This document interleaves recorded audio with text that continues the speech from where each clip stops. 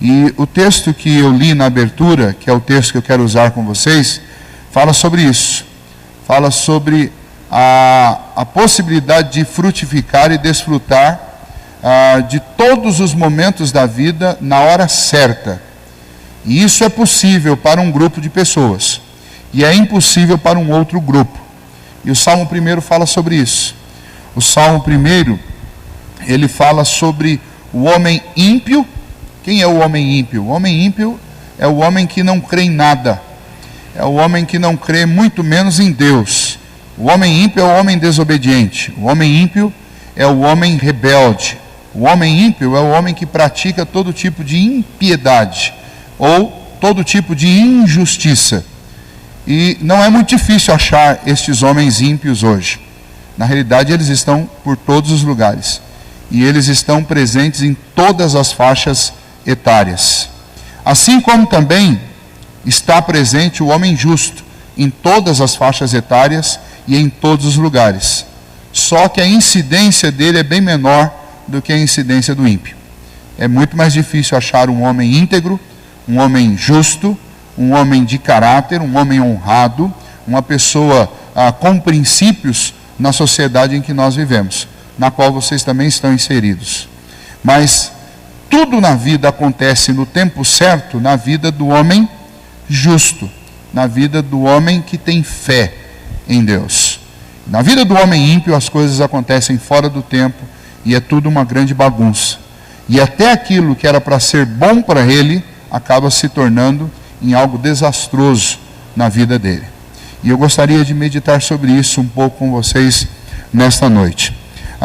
O Salmo 1, ele começa exatamente falando que é feliz. E um dos motivos do porquê é feliz, eu já falei para vocês, que é exatamente por produzir no tempo certo. É feliz o homem que não anda segundo o conselho dos ímpios. Então a palavra bem-aventurado aí no texto significa felicidade, mas não felicidade do ponto de vista humano, não aquela felicidade do ponto de vista do Faustão, não a felicidade do ponto de vista desses apresentadores de televisão e desses escritores aí de autoajuda que você pode encontrar aos montes em qualquer livraria. Felicidade do ponto de vista de Deus. Isso significa a palavra bem-aventurado. Literalmente significa ser feliz do ponto de vista de Deus. Ou seja, o que Deus considera felicidade para o homem. E aqui eu já tenho algo muito interessante. Por quê? Porque Deus é o Criador de todas as coisas. Vocês vão estudar muita coisa dentro da escola de vocês, dentro das universidades que vocês escolherem. E dentro desses estudos todos vocês vão encontrar, fatalmente, vocês vão encontrar o ensino a respeito do evolucionismo. Eu costumo dizer que é preciso ter muito mais fé para ser um evolucionista do que para ser um cristão. Porque o que a Bíblia ensina é muito mais fácil de acreditar do que aquilo que a proposta evolucionista nos ensina. Mas eu não vou entrar nisso, que isso é matéria para ser discutido na sua escola. Se um dia vocês quiserem me convidar para discutir esse assunto como um representante do criacionismo dentro das escolas de vocês, eu estou à disposição e farei isso com maior alegria, apesar das minhas limitações. Mas eu não vou falar sobre isso agora, mas nós cremos que Deus criou todas as coisas, o universo, como a Bíblia nos ensina. E nós cremos que antes de Deus criar todas as coisas, só Ele existia. Ele mesmo, quando é perguntado a respeito de quem Ele é, Ele diz: eu sou o que sou. Não existem, dentro do conhecimento humano e dentro das ciências humanas, não existem possibilidades humanas de definir Deus. Então a única definição de Deus mais aferida é aquela que Ele mesmo dá de si. Ele diz: eu sou o que sou. É como se Ele estivesse dizendo: eu sou o suficiente, eu sou o que basta, eu sou o que sempre existiu. Eu sou tão simples quanto a ideia da existência, porque eu sempre existi. Eu não tenho começo, eu não tenho fim, eu sou eterno. Mas daí essas declarações já começam a não caber na nossa mente. Eu não consigo entender o que é ser eterno. Eu consigo entender alguém que existe muito mais do que eu possa contar, mas não consigo entender como que alguém chega a ser sem ter nascido. Então eu não entendo o eterno. Eu apenas creio que Deus é eterno. E creio que este Deus eterno, Ele criou todas as coisas. E se Ele criou todas as coisas, como nós cremos, ninguém conhece melhor todas as coisas do que Ele mesmo. E entre tudo que Ele criou, uma das suas criações, Ele fez a sua imagem e semelhança. Ou seja, Ele doou parte do seu caráter, dos seus atributos, da sua imagem para essa criação. E o nome dessa criação é homem. E para este homem, Deus doou a sua imagem e semelhança, quando Ele diz, façamos o homem a nossa imagem e semelhança. E então, por dois motivos, eu sei que Deus sabe o que é ser feliz para o homem. O homem não sabe o que é ser feliz, mas Deus sabe como o homem pode ser feliz, por dois motivos. Primeiro, porque Deus criou os homens. Segundo, porque Deus criou a sua imagem e semelhança. E Deus é feliz. Deus existia antes de nós uma grande eternidade. E dizer o adjetivo grande para eternidade não significa absolutamente nada. Eu só estou querendo dizer que muito antes de nós existirmos, Deus já existia e já existia desde sempre. E significa que se eu não existo desde sempre, Deus não precisa de mim para existir. E se Ele não precisa de mim para existir, Ele não precisa de mim para ser feliz. Ele existe antes de mim. E se Ele sabe como ser feliz e me fez a imagem e semelhança dEle, Ele também sabe como eu posso ser feliz. E nesse texto Ele está dizendo, por ser o Criador e por ser alguém de quem eu fui feito imagem e semelhança, Ele diz como que um homem pode ser feliz. Ele diz, bem-aventurado, ou seja, feliz do ponto de vista correto, do ponto de vista certo. Feliz é o homem que não anda segundo o conselho dos ímpios, ou seja, feliz é o homem que não anda rebelde. Feliz é o homem que não anda praticando injustiça. Feliz é o homem que não anda segundo o conselho da maioria. A gente é formado e criado dentro de uma sociedade em que muitas coisas são resolvidas com o voto da maioria. Nem sempre foi assim. Em alguns lugares do mundo, de fato, não é assim. Por quê? Porque é uma falácia a ideia de que a vontade da maioria é a ideal. Nem sempre a maioria tem consciência do que é melhor para si. Nós estamos vivendo isso aqui no nosso país. Eu sei que vocês têm senso crítico e vocês sabem muito bem que a realidade que nós estamos vivendo no nosso país, politicamente, é uma realidade extremamente perigosa. Por quê? Nós tínhamos aqui um missionário no final de semana e ele estava dizendo que o que de fato tem arrebentado com a sociedade da região onde ele vive, lá em Sergipe, onde ele trabalha em Sergipe, elementos políticos, políticas econômicas, como a política da Bolsa Família, do Bolsa Escola. Por quê? Porque o sujeito não quer trabalhar. Ele quer viver ali dessa cultura de subsistência, dessa ninharia que faz ele ter uma vida medíocre, e ele não quer sair dessa vida medíocre. Ele não quer trabalhar, ele não quer aprender, ele não quer se desenvolver, ele não quer correr riscos, ele não quer empreender nada. Por quê? Porque alguém mantém ele na miséria. Mas aquela manutenção na miséria, para ele é uma certa segurança, e ele não quer abrir mão dessa segurança. E pior, ele tem um Bolsa Família lá, que para cada filho que ele tiver, ele vai ganhar mais uma assistência. Então eles começam a ter muitos filhos, e não levam esses filhos, e usam esses filhos depois para ir à escola, para que eles recebam também o Bolsa Escola. Mas é uma sociedade que ela está se autodestruindo por si mesma. Agora, se nós formos para uma campanha, e nós vamos no próximo ano para uma campanha para a escolha de um novo presidente, adivinha o que o povo vai querer? O que a maioria vai querer? A maioria vai querer aquilo que está destruindo a maioria. Então, por incrível que pareça, o pensamento da maioria é um pensamento que nem sempre é o melhor. Aquela história que a voz do povo é a voz de Deus, isso é mentira. Uma vez uma pessoa disse para mim, não, pastor, olha, igual aquele texto lá que diz que a voz do povo é a voz de Deus. Eu falei, olha, Vox Populi não é Vox Dei, de jeito nenhum. Nunca foi e nunca será.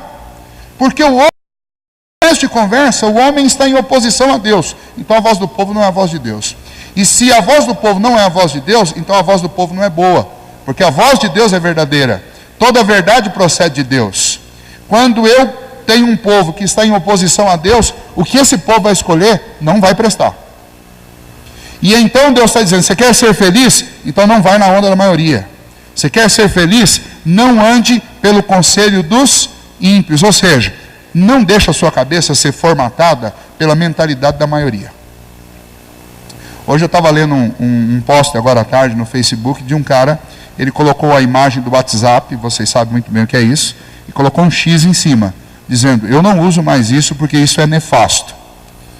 E aí eu fiquei curioso para ler por quê, porque eu acho o WhatsApp uma ferramenta sensacional, principalmente se você tem acesso à internet, você não precisa ficar gastando para mandar torpedo para ninguém, porque é de graça. Mas daí ele foi justificar por que ele considera isso nefasto. Porque ele falou que ele perdeu todos os amigos dele. Ele tinha o hábito de, à tarde, principalmente nas sextas-feiras, ir para uma padaria, uma lanchonete, e tomar lá um refrigerante, uma cerveja, comer um lanche com os amigos e conversar com eles. E ele falou que a única coisa que eles conseguem agora fazer é ir para este lugar. Mas quando eles chegam lá, cada um pega o seu celular e eles conversam com os de longe. Então, é nefasto porque te aproxima de quem está longe, mas te afasta de quem está perto. Isso vale para o Facebook, isso vale para um monte de coisa. Mas a maioria está usando e é legal, eu tenho que estar antenado, porque todo mundo está fazendo isso. E aí ele diz, olha, eu estou entrando na contramão, eu estou propondo algo completamente diferente, quem quiser me siga. Eu estou propondo largar tudo, e vocês não vão ver. É o meu último post aqui no Facebook, e é a minha última mensagem de WhatsApp. Eu não uso mais isso, porque isso está me afastando de quem está perto de mim. E quem está longe de mim não está mais perto de mim porque está conversando. Porque, infelizmente, as conversas estão sendo reduzidas a consoantes.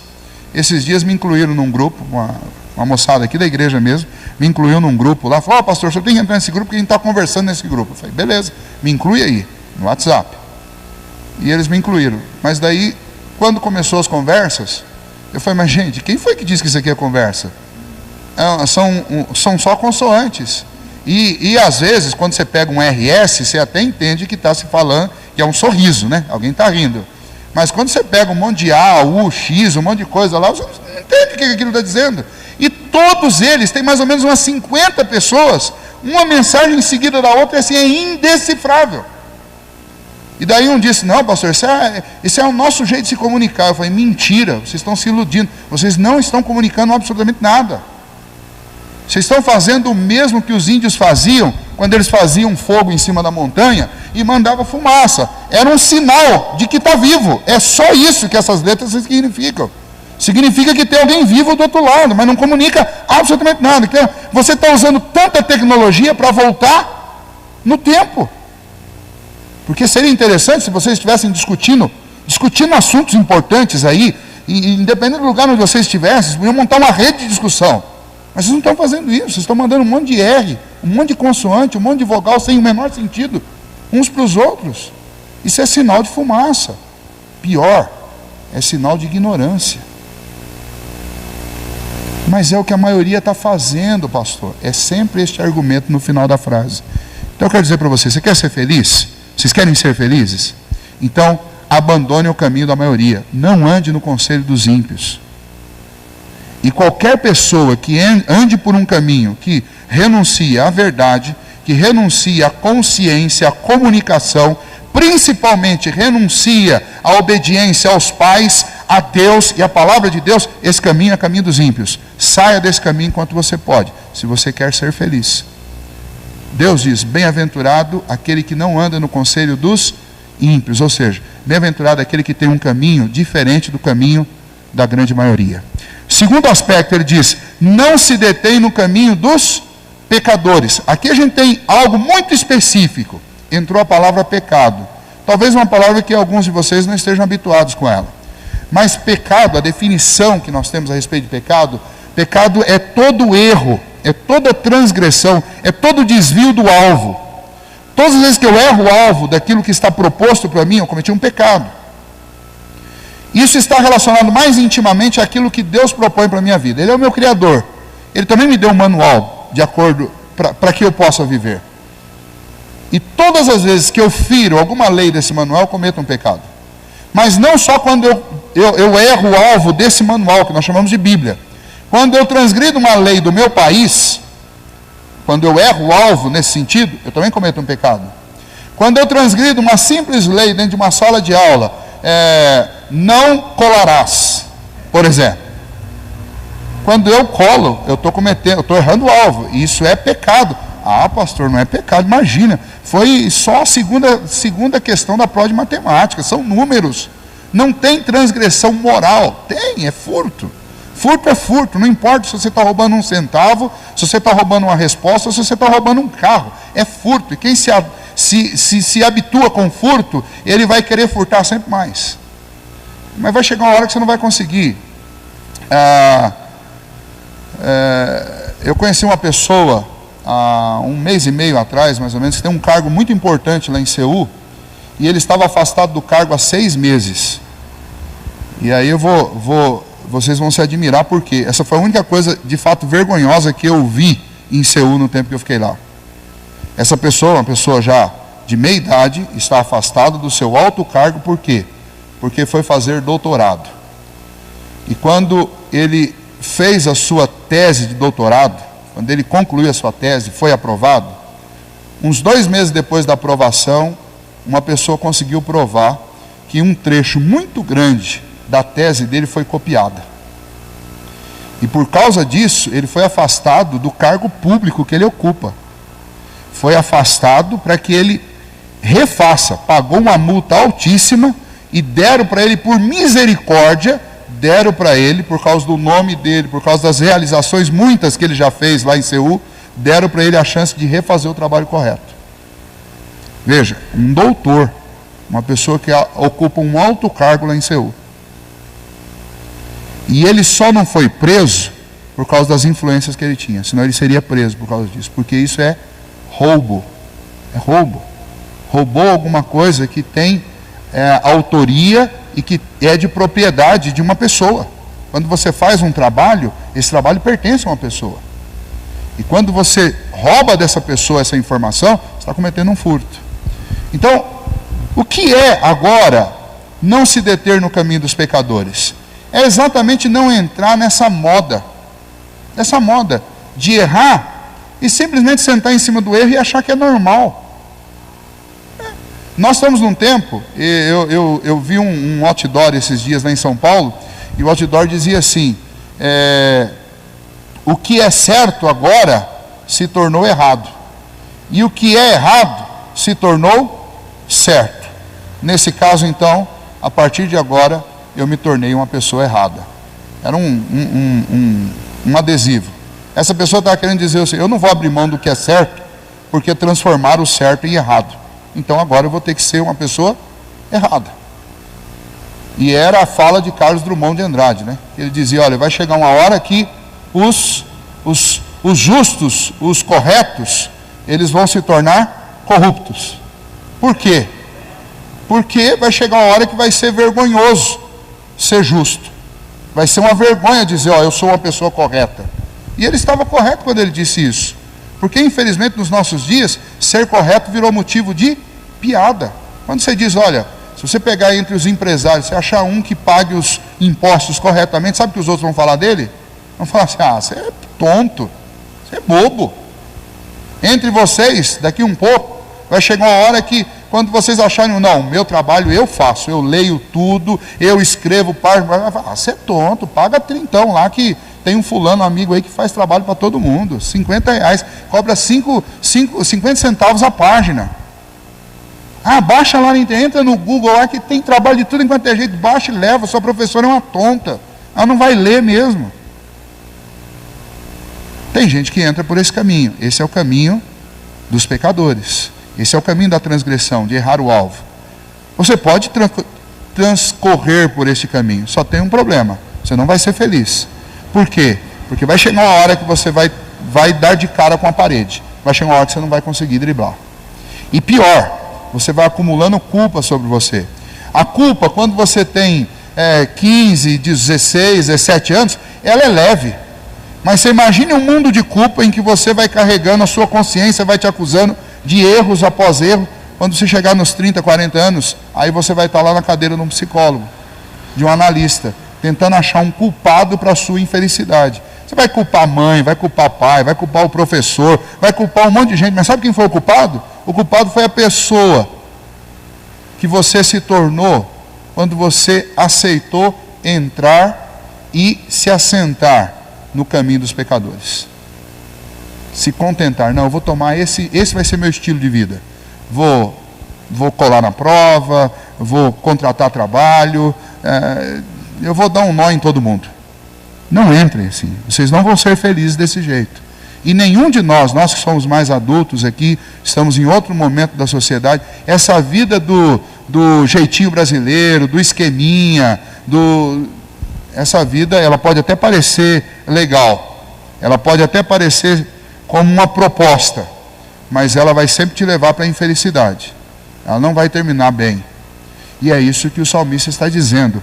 O homem bem-aventurado, o homem que quer ser feliz, ele não anda segundo o que a maioria pensa, e ele também não se detém, ele não fica ali parado cometendo os mesmos pecados que todo mundo comete. Então, pecado, as pessoas classificam coisas pecaminosas da seguinte maneira: coisas relacionadas com sexo, coisas relacionadas com homicídio e coisas relacionadas com furto. Mas pecado é qualquer tipo de transgressão da lei, seja da lei da palavra de Deus, seja das leis civis do nosso país, seja das leis da esfera onde vocês estão, as leis internas da escola onde vocês estudam. Transgressão de lei é pecado. Eu costumo dizer que eu imagino que no céu nós continuaremos tendo os nossos esportes, porque não há motivo de Deus aniquilar esportes. Na nova terra, acredito que nós vamos ter os esportes, nós só não vamos precisar dos juízes mais. E por que eu não vou precisar de juiz? Porque a simples figura do juiz só existe por quê? Porque nós nos detemos no caminho dos pecadores. Se a gente não gostasse de pecado, se a gente não cometesse pecado, nós não precisaríamos de juiz em lugar nenhum. Não precisaríamos de juiz no fórum, não precisaríamos de juiz numa partida de futebol, não precisaríamos de juiz em lugar nenhum. Porque cada um saberia o que fazer. E se alguém desse um tropeço, ia levantar a mão: não, eu errei, eu fiz algo errado. No ano da Copa passada, não sei se vocês lembram que teve um time africano o time francês, que foi o grande vexame da Copa. No jogo em que ele se classificou para entrar na Copa, teve um jogador deles que fez um gol com a mão, mas foi algo absurdo. As câmeras mostraram, o cara pôs a mão, foi igual uma cesta de basquete, ele empurrou a bola. Todo mundo viu. Seria muito honroso que esse homem chegasse e falasse: gente, olha, esse gol não pode ser considerado, porque eu fiz o gol com a bola. Ele não fez isso. Mas o vexame do país foi muito maior quando eles demonstraram o futebol deles na Copa, que foi uma vergonha. E pior, mais vergonha ainda, porque tinha sido o último campeão, ou penúltimo campeão. Então, a gente convive com a chance de pecar o tempo inteiro. A questão é: eu vou viver pecando? Porque se eu entrar pelo caminho de viver pecando, pode riscar da sua lista felicidade, tira fora, porque essa você não vai ter. Você pode até ter uma alegria momentânea, segundo os homens, mas a felicidade, essa genuína, que foi ideia de Deus, esqueça. Porque para viver essa felicidade, eu não posso me deter nesse caminho. A terceira afirmação que ele fala: nem se assenta na roda dos escarnecedores. Aqui vem algo um pouquinho mais específico, porque quando eu penso em escarnecedor, o que é o escarnecedor? O escarnecedor é o cara ou a pessoa que não tem nenhum tipo de temor, não tem temor de nada. O escarnecedor é aquela pessoa que é absolutamente rebelde, é completamente entregue ao pecado, e essa pessoa não tem medo de nada e de ninguém. Hoje eu ouvi uma pessoa falando assim: pastor, eu sou da época que a gente tinha medo do professor, a gente não se arriscava com o professor não, a gente respeitava o professor, respeitava mais velho, respeitava policial, respeitava juiz, respeitava todo mundo, pai e mãe nem se fala. Hoje em dia as pessoas não respeitam ninguém mais. O escarnecedor é essa pessoa que não respeita ninguém, que é capaz de debochar de um juiz na cara do juiz, mesmo sabendo que pode ser preso. Debocha de tudo e de todos. Esse é o escarnecedor. Pior, ele chega a um ponto que ele começa a debochar até de Deus. Ele começa a debochar das obras de Deus. Ele debocha da vida, ele debocha de tudo.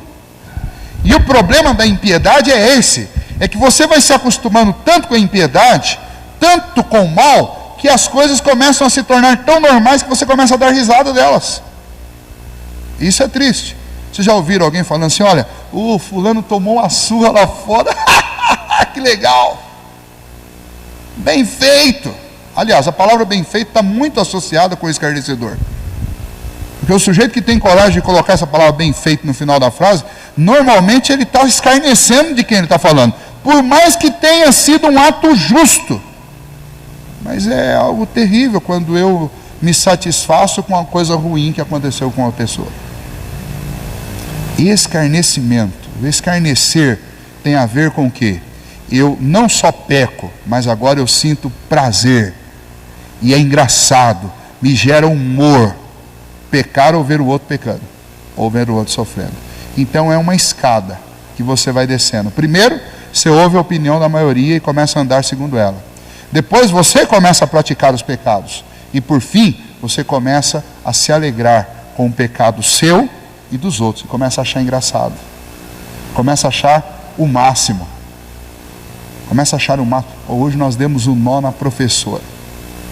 Eu ajudei a Sibeli a fazer uma prova esses dias. Minha esposa é professora de artes. Ajudei a fazer a prova e a prova, pelo menos aos meus olhos, estava impecável. Não tinha como errar. Aí ela voltou, não tinha como alguém dar o nó ali e colar. Estava de um jeito que não era para o cara colar mesmo. Várias provas.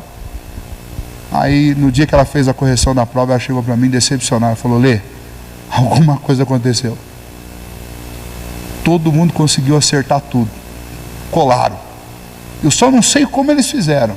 Porque esse Sibeli tem uma deficiência visual grande. Ela falou assim, eles fizeram alguma coisa, eu acho que foi no quadro, e eu não percebi, mas eles colaram. E ela frustrada, ela falou, o que é mais duro não é frustrar, de não ter feito uma prova imbatível. O que é mais duro foi ver a cara deles rindo de mim na hora que eles receberam as notas. Isso é o ato de escarnecer. É quando você faz uma coisa errada, e você fica tão contente com ela que você não consegue nem esconder o sorriso do escarnecimento. Essas pessoas vão ser felizes? Não vão. Esse sorriso não é sorriso de felicidade. Esse sorriso é o sorriso da sagacidade. Esse sorriso é o sorriso de quem está se alimentando de carne podre. É o sorriso do urubu. É o sorriso de alguém que daqui a pouco vai ter uma indigestão terrível com o que está comendo, com o que está trazendo para dentro do coração. Vocês querem ser felizes? Não entra nessa. E avalia se o que traz alegria, o que traz humor, sorriso para você, for a desgraça do outro, então cuidado, alguma coisa está muito errada. Está muito errada. Por que eu escolhi falar sobre isso para vocês? Porque a gente está numa sociedade assim, que o que diverte as pessoas é exatamente aquilo que é ruim, aquilo que é podre, aquilo que não é legal. Eu li uma crônica há alguns dias do Maynardes, e ele estava dizendo o seguinte, ele estava dizendo, olha, é o cúmulo, algumas favelas da Rocinha terem se tornado ponto turístico para estrangeiro. Primeiro que pessoa que em sã consciência, que mente saudável, vai olhar para uma favela e achar que aquilo ali é algo turístico para se visitar. Nós estamos numa sociedade de mentes doentias, que são capazes de subir um morro de favela e achar que aquilo ali é um lugar legal para se visitar. Isso está muito mais próximo daquele sentimento que existe no coração das pessoas quando elas entram num zoológico. Mas no nosso país ficou chique agora fazer rota turística por dentro de favela. O dinheiro que se gasta para promover turismo dentro da favela deveria ser gasto para dar uma vida digna para aquelas pessoas lá. E pior, são as pessoas que estão ali se submeterem a isso. E por que elas se submetem? Porque elas estão num mundo de escárnios, num mundo onde um ri da desgraça do outro, num mundo onde um é capaz de viajar de um continente para outro para enxergar a desgraça do outro e tirar foto. Posso tirar uma foto com você? Mas para que você quer minha foto? Para mostrar que eu tirei a foto com alguém que mora numa favela. Percebem como a nossa sociedade está doentia? Como a nossa sociedade ela se entregou para isso que está sendo condenado nesse texto? E o meu convite, o meu desafio para vocês são uma pequena parcela da nossa sociedade aqui em Itapeva.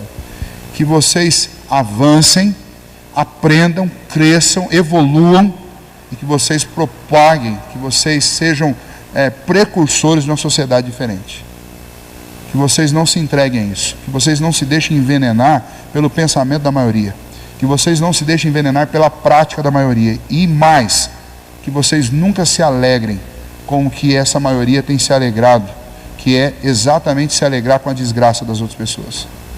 Nós vivemos uma sociedade assim. Nós vivemos uma sociedade em que as pessoas matam. Nós temos essa semana aí um cara sendo investigado e julgado, por quê? Porque matou o filho adotivo. Um padrasto que matou uma criança. Quantos anos tinha esse menino?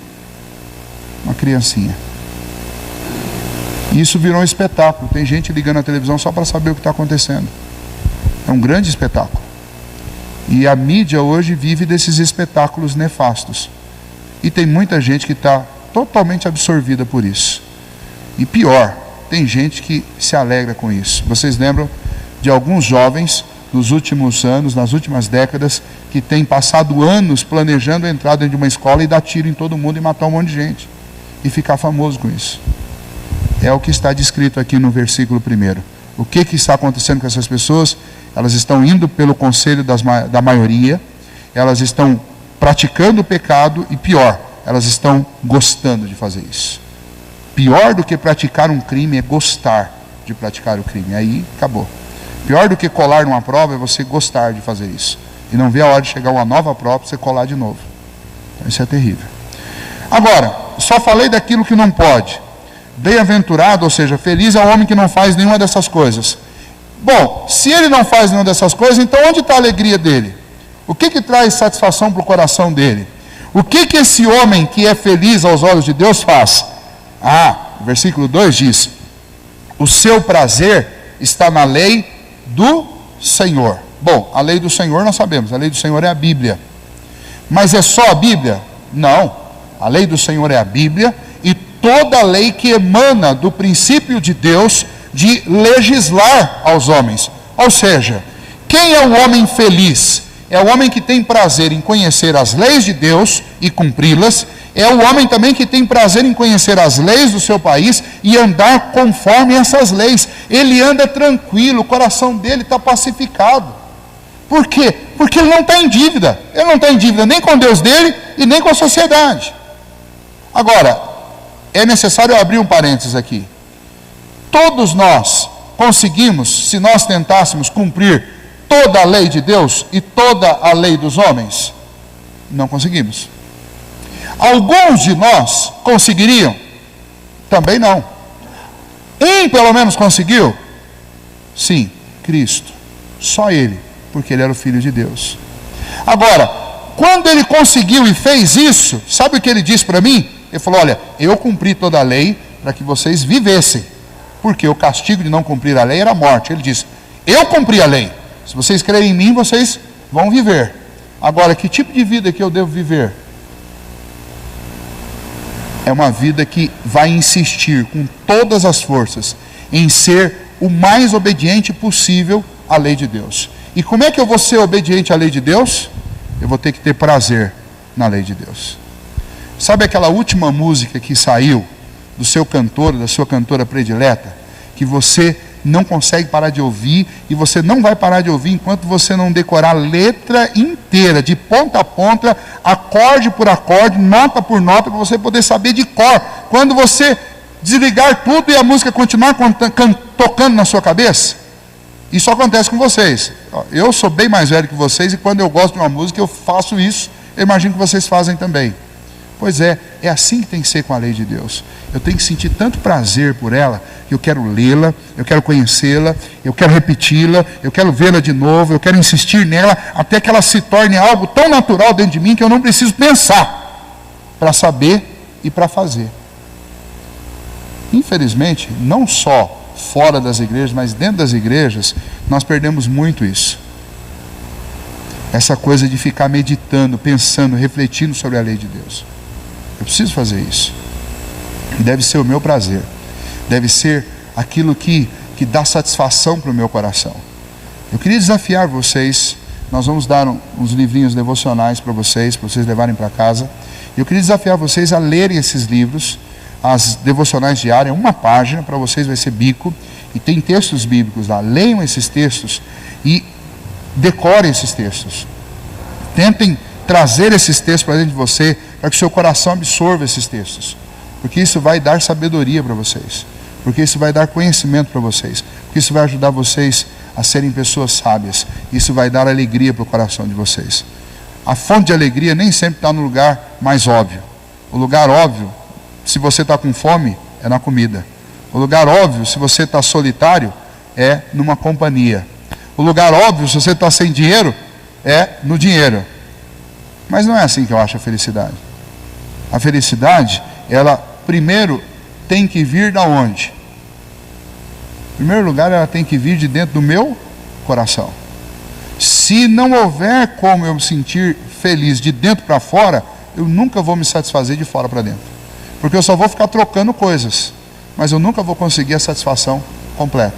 Agora, quem é que pode produzir alegria de dentro para fora? É Deus e a palavra dele. Ele é a fonte de alegria, ele é a fonte de satisfação. Por isso ele diz: o seu prazer está na lei do Senhor, e na sua lei medita de dia e de noite. É fonte de felicidade, é fonte de vida. Quando eu olho para a palavra de Deus dessa maneira, talvez, eu não sei, devem ter várias religiões representadas aqui, mas eu gostaria de deixar isso com vocês. Por quê? Porque a Bíblia é a palavra de Deus. E ela mesma diz a respeito de si que ela parece loucura para muitos ímpios, mas para aqueles que creem, que são justos, aqueles que creem nesta palavra, para eles é poder para transformação. Ou seja, para transformar aquilo que eu já tentei com os meus esforços, meus pais já tentaram, meus professores já tentaram mudar no meu caráter e não conseguiram. Quem vai conseguir? A palavra de Deus, ela vai. Se você se deixar ser absorvido por ela, ela vai gerar aquelas mudanças que ninguém mais consegue gerar. Mas, além disso, ser feliz é meditar na palavra de Deus, mas ser feliz também é ter essa promessa de Deus a respeito da sua vida, que Deus vai fazer as coisas acontecerem no tempo certo, que é o que é melhor de tudo. O versículo 3 diz: ele é como árvore plantada junto a correntes de águas. Isso daqui é uma imagem bem clara e bem simples, né? Qual árvore que é mais verdinha? Aquela que está lá no alto da montanha, lá no deserto, ou aquela que está do lado de um riacho? A gente sabe, é óbvio. A planta saudável é aquela que está ali do lado do riacho. Tem uma folhagem bonita. Vem o verão, vem o calor, mas a folhagem dela não murcha. E então, essa pessoa que está cheia da palavra de Deus, porque medita nessa palavra de dia e de noite, essa pessoa que não anda no conselho dos ímpios, não se detém no caminho dos pecadores, não se assenta na roda dos escarnecedores, não se alegra com o pecado, essa pessoa, ela desfruta, primeiro, de vitalidade, porque ela está junto às correntes de águas. A Bíblia diz que o Senhor Jesus, Ele é a água da vida. E a Bíblia diz também que aqueles que creem em Cristo Jesus, Jesus diz: quem crer em mim, do seu interior fluirão rios de água viva. E então o que o salmista está dizendo aqui? Está dizendo: olha, essas pessoas que têm o prazer na lei de Deus, essas pessoas que não andam neste conselho, essas pessoas que amam o Senhor, que vivem a vida de um justo, essas pessoas estão junto às correntes das águas, ou seja, Deus está dentro delas. Elas têm folhagem verde, ou seja, elas têm entusiasmo. Quando elas olham para outros, os outros olham para elas e enxergam que há alguma coisa diferente. Eu não sei se alguém já te fez esse elogio, falou assim: olha, eu não sei o que acontece com você, mas quando eu olho para você, parece que tem alguma coisa diferente dentro de você. Isso é Deus dentro do nosso coração. Quando você crê em Deus e quando você busca a palavra de Deus, as pessoas vão olhar para você e elas vão perceber que tem folha verde. Do mesmo jeito que quando você olha para uma pessoa que está afundada no pecado, na desobediência, na rebeldia, você vai olhar e você vai ver que há um vazio. Há um vazio no olhar, há um vazio no sorriso, há um vazio no semblante. Há um vazio porque é um vazio que está do lado de dentro. Não sejam pessoas vazias, sejam cheios. E o jeito de ser cheio é buscando em Deus. Ele é a água da vida, Ele é que me enche, Ele que me dá vitalidade. Agora, o que é legal é que se tem folha verde, se tem água lá na raiz, então tem também fruto, na hora certa. Eu já tive uma mangueira na chácara onde eu morei algum tempo atrás, e eu morri de raiva dessa mangueira. Raiva mesmo. Por quê? Porque ela dava flor na época errada, dava os brotinhos da manguinha na época errada, e quando chegava na época de manga, não tinha manga. Eu falei, o que adianta você ter uma mangueira em casa que dá flor de manga na hora errada, manguinha na hora errada, todas elas morrem, e na época que chega na época de manga, você tem que comprar manga no mercado. Vocês já perceberam que a vida da gente, na vida de muitas pessoas, pode acontecer a mesma coisa? Vou dar exemplos práticos. Gravidez antes da hora, gravidez na adolescência. E aí não muda só a vida da garota, muda a vida do garoto também, porque ele poderia de repente ficar estudando e se formar em alguma coisa. Não, ele tem que trabalhar, porque se ele não for trabalhar, quem é que vai sustentar? Ah não, mas minha mãe e minha avó pegaram para cuidar. E aí a vida da avó virou um tormento, porque na época que ela era para descansar e se alegrar com o neto, agora ela tem que começar a jornada dupla, de criar outra pessoa. Isso é um exemplo. Eu recebi um e-mail essa semana mostrando foto de pessoas que se envolveram com drogas, como elas eram antes e como elas ficaram depois. Aí você pega lá uma moça de 20 anos, a coisa mais linda, uma modelo, e daí você coloca, 5 anos depois, ela parece uma mulher de 60, 70 anos. Totalmente arrebentada. Ou seja, são coisas anormais, coisas fora do tempo, fora do uso, coisas erradas, destroem a vida de uma pessoa. Então, tome cuidado com isso. Se você tiver o seu prazer na lei do Senhor, andar longe daquele caminho ruim que eu falei lá do versículo 1, Deus vai se encarregar de fazer as coisas virem no tempo certo na vida de vocês. Por isso que eu comecei citando Eclesiastes. Eclesiastes fala que há tempo para tudo. Há tempo de amar, há tempo de aborrecer, há tempo de abraçar, há tempo de deixar de abraçar. Tem tempo para rir, tem tempo para chorar. Tem tempo para tudo na vida da gente. E tudo no momento certo é maravilhoso.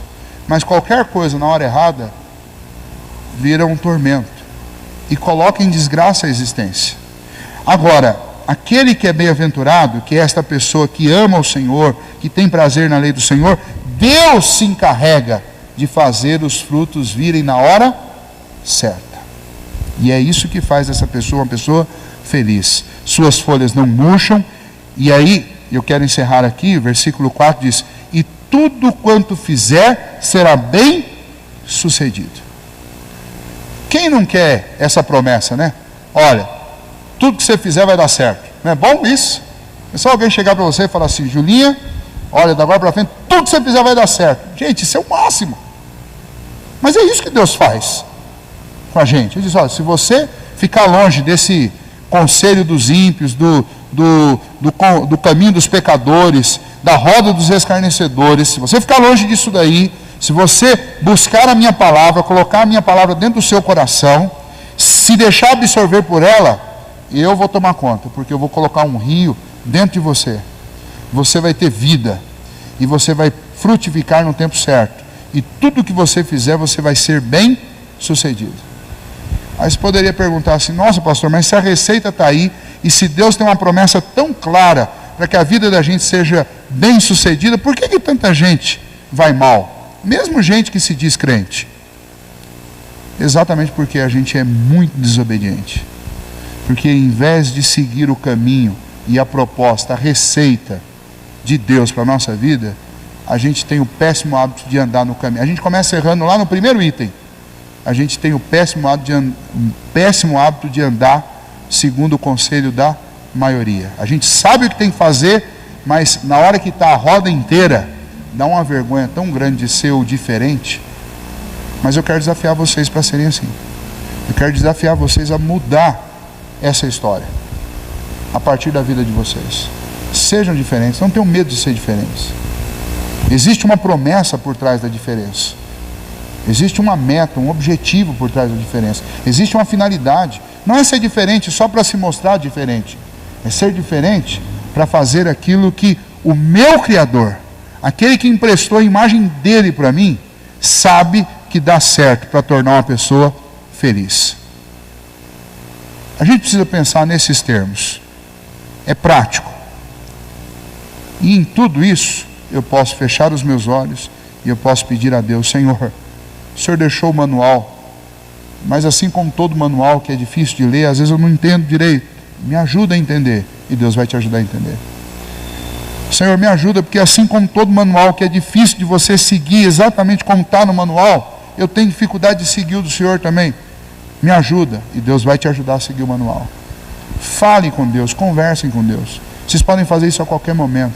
Nós temos um canal aberto com Deus, e Deus vai responder vocês. E eu espero que vocês sejam pessoas diferentes. Eu poderia começar falando sobre entusiasmo, mas eu quero terminar falando sobre ele. A palavra entusiasmo significa literalmente entos, ou seja, ter um Deus dentro de você, ou seja, Deus dentro de mim. É isso o significado e a origem da palavra entusiasmo, ter um Deus dentro de você. E os homens que são bem-aventurados, que têm o prazer na lei do Senhor, eles têm um Deus dentro deles. Jesus Cristo está dentro de você. O Espírito Santo está dentro de você a partir do momento que você crê em Deus. E o que acontece a partir daí?